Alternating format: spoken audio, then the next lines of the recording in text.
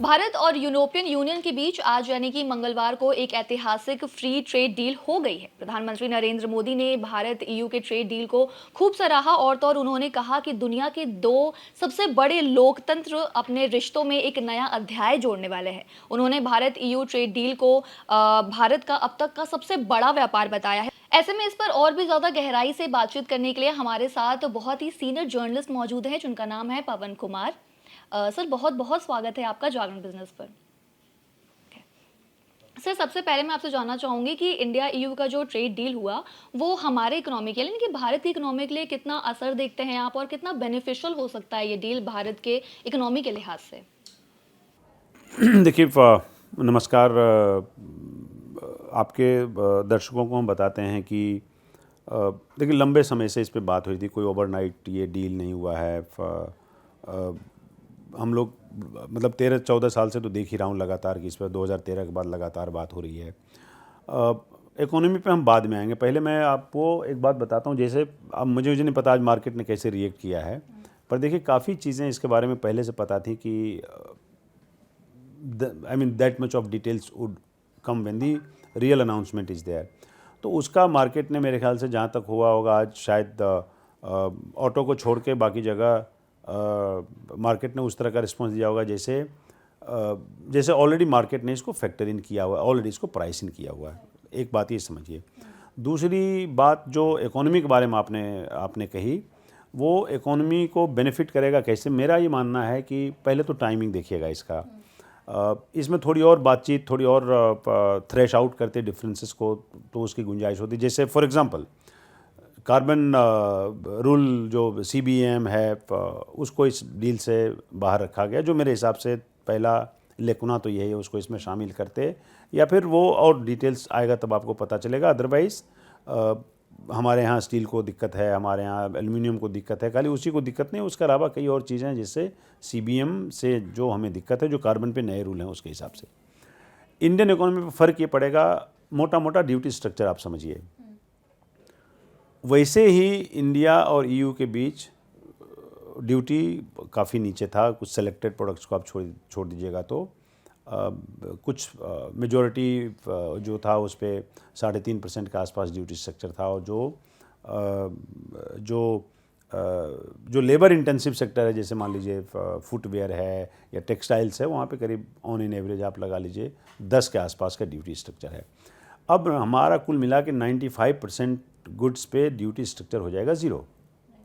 तो देखना आपको ये पड़ेगा कि इसका फ़ायदा सबसे ज़्यादा होगा जो लेबर इंटेंसिव सेक्टर्स हैं, फॉर एग्जांपल फुटवेयर और टेक्सटाइल, वहाँ पे हो जाएगा। लेबर जो सेक्टर है उसमें हमारा एम्प्लॉयमेंट लेबर का बहुत ज़्यादा है, तो लिहाजा उन सब सेक्टर्स को फ़ायदा होगा। पर ओवरऑल आप देखिएगा तो इंडिया और US का जो ट्रेड है, जो हमारा अच्छा बड़ा ट्रेडिंग पार्टनर है यूरोपियन यूनियन, उस लिहाज से भी आप ये देखिएगा तो हमारे आने वाले टाइम में हमारा ट्रेड का एक्सपेंशन होगा, मैन्युफैक्चरिंग का एक्सपेंशन होगा। ऑब्वियसली इसका जो ट्रिकलिंग जो स्पिल ओवर इम्पैक्ट है वो अल्टीमेटली इकोनॉमी पे आएगा।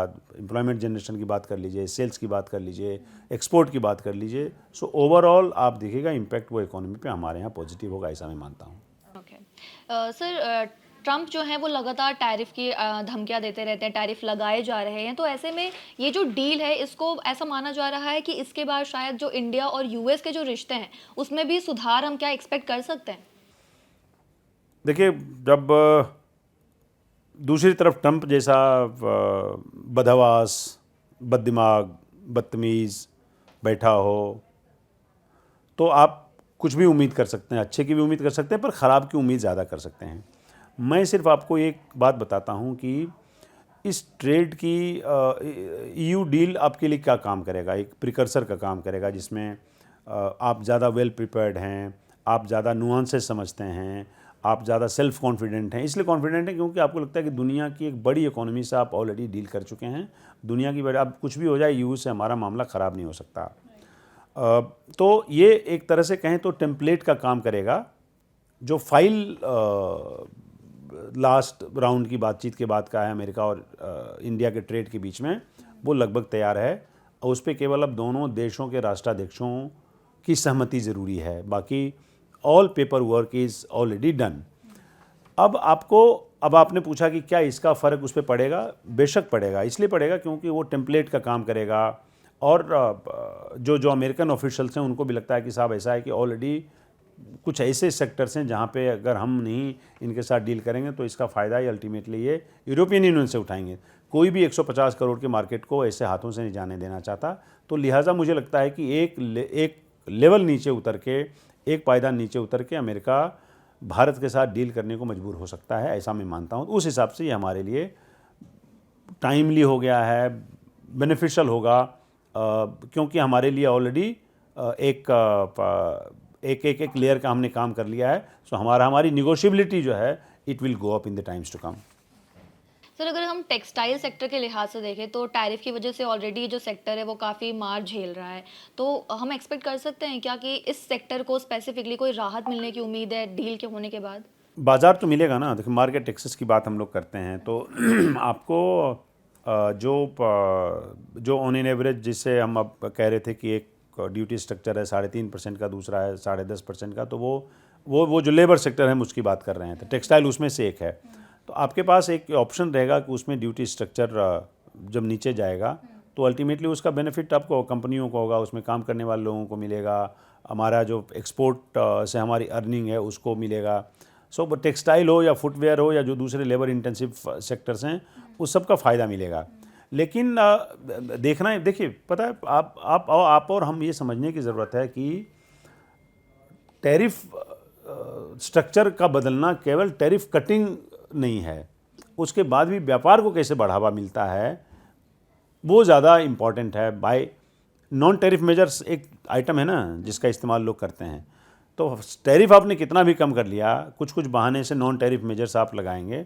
सो इसलिए इंटेंशन बहुत ज़रूरी है उसमें कि आप जब टैरिफ कम करते हैं तो वो टैरिफ कटिंग केवल नहीं होना चाहिए, आपको ट्रेड इन्हांसमेंट का वो एक टूल है जिसका इस्तेमाल होना चाहिए, मेरा ऐसा मानना है। सर, इस डील से इंडिया ने क्या क्या चीज़ें खोई और क्या क्या चीज़ पाई हैं? देखिए, मेरा ये मानना है कि हम एल्युमिनियम और स्टील में जिसको उसके अलग से प्रावधान रखा गया, वो एक्चुअली वो बहुत इम्पेक्टेड होगा, वो हमारे लिए लॉस है। वहाँ पे हम चुपचाप हैं, वो हमारा उस पर बात होनी चाहिए थी आने वाले टाइम में। अभी देखिए, एक बात जानिएगा, अभी इसको वहाँ की पार्लियामेंट, हमारी पार्लियामेंट रेटिफाई करेगी, वहाँ का जो यूरोपियन यूनियन का पार्लियामेंट है वो उसको रेटिफाई करेगा, तो इसमें भी 1 साल टाइम लगेगा। इसके बाद अभी लीगल वेटिंग का लीजिए या लीगल स्क्रबिंग, जो भी नाम देना चाहें दे सकते हैं, वो अभी होना है। इसमें बहुत काम अभी होना है भाई। इंडिया, वियतनाम, EU तो कई साल से रखा हुआ है ट्रेड वो, पर अभी तक लागू नहीं हुआ है क्योंकि वहाँ की पार्लियामेंट ने भी उसको अप्रूव नहीं किया है। सो ये डील भी अभी 1 साल तक तो नहीं कुछ हो रहा है, मतलब हमारे और आपको जो देखने वाले आपके व्यूअर हैं वो समझ लें, ये लागू होगा 2027 से, और संभव है उसमें कुछ और बीच में अगर बातें आएंगी तो उसमें कुछ और भी डिले हो सकता है, पर अभी 1 साल के बाद ही इसको लागू किया जाएगा। अभी 1 साल तक दसियों चीज़ें भी ब्लो बाय ब्लो होगा, उसके बाद ये लागू करने की शेप में होगा। हमारा मेजॉरिटी ऑफ आइटम, जैसे कि हमने आपसे कहा कि 95% जो है ड्यूटी फ्री हो जाएगा, वो उस पर 0 ड्यूटी लगेगी। हमारा फ़ायदा हमारा सर्विसेज सेक्टर में हमारा फ़ायदा होगा, हमारे लोग वहाँ काम करने जाएंगे, वहाँ फ़ायदा होगा।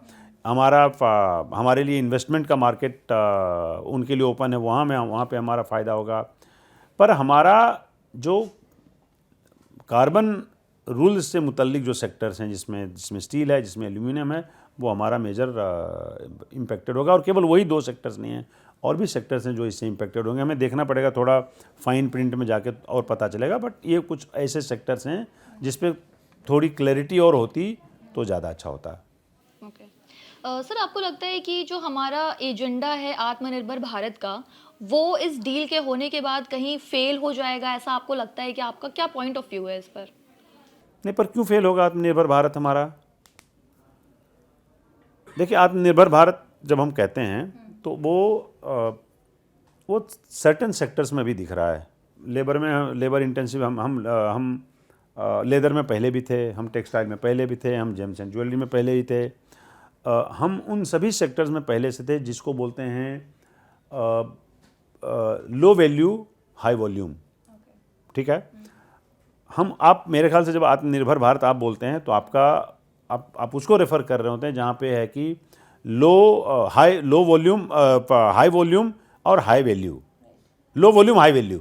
आप जो बात करना चाहते हैं वो लो वॉल्यूम हाई वैल्यू। जैसे फ़र्ज़ करिए आप हम चिप पे बात करना चाहते हैं, हम इलेक्ट्रॉनिक गुड्स पे बात करना चाहते हैं, उन सब जगहों पे जहाँ भी इन्वेस्टमेंट हुआ है, खासकर पिछले 3-4 सालों में जो इंसेंटिव के तहत वो वहाँ उसका फ़ायदा दिख रहा है। हमारा एक्सपोर्ट बढ़ा हुआ है इलेक्ट्रॉनिक्स में, अमेरिका में आईफोन यहाँ से बन के जा रहा है। वो सब जब आत्मनिर्भर आप बोलते हैं तो मेरा ये मानना होता है कि आप कुछ सर्टेन सेक्टर्स की तरफ इशारा कर रहे हैं, वो सभी इसमें भी बेहतर करेगा और इससे उसको कोई फ़र्क नहीं पड़ेगा, इन द सेंस कि कोई डैमेज नहीं होने जा रहा है। तो आत्मनिर्भर भारत जब आप कहते हैं तो आत्मनिर्भर भारत को इससे थोड़ा बिल्कुल बल्कि थोड़ा बूस्ट ही मिलेगा। आपको एक बड़ा बाज़ार मिल रहा है, यूरोपियन यूनियन का छोटा मोटा बाज़ार नहीं है। उस लिहाज से मेरे ख्याल से ये डील जो है विन विन सिचुएशन है। कुछ क्लैरिटी अभी आएगी, आप देखिएगा आने वाले टाइम में, तब थोड़ा और बातें समझ में आएंगी, तब थोड़ा फाइन प्रिंट आपको नज़र आएगा यहाँ से बैठे बैठे। तो भारत जो है वो दुनिया की चौथे सबसे बड़ी इकोनॉमी है, जबकि ईयू जो है वो दूसरी सबसे बड़ी इकोनॉमी है। और दोनों ही देश जब मिलकर ये डील साइन करते हैं तो वैश्विक जीडीपी का करीब 25% और दुनिया के कुल व्यापार का लगभग 1/3 हिस्सा ये दोनों देश रखते हैं। ऐसे में उम्मीद है कि इस समझौते से 2032 तक भारत को यूरोपियन यूनियन का निर्यात जो है वो दोगुना हो जाएगा और इस डील से भारत के लिए रोजगार के लिए भी नए अवसर पैदा होंगे और इस डील के बाद लाखों लोगों को डायरेक्ट और इनडायरेक्ट रोजगार भी मिलेगा। तो इस डील के कई फायदे हैं और आने वाले टाइम में हमें और डेप्थ में भी चीजें पता चल जाएंगी। लेकिन आज के लिए इतना ही और thank you so much sir हमसे बातचीत करने के लिए। आई होप ये जानकारी हमारे ऑडियंस को काफी पसंद आएंगी और बिजनेस फाइनेंस की तमाम ऐसी खबरों से अपडेटेड रहने के लिए आप देखते रहिएगा जागरण बिजनेस।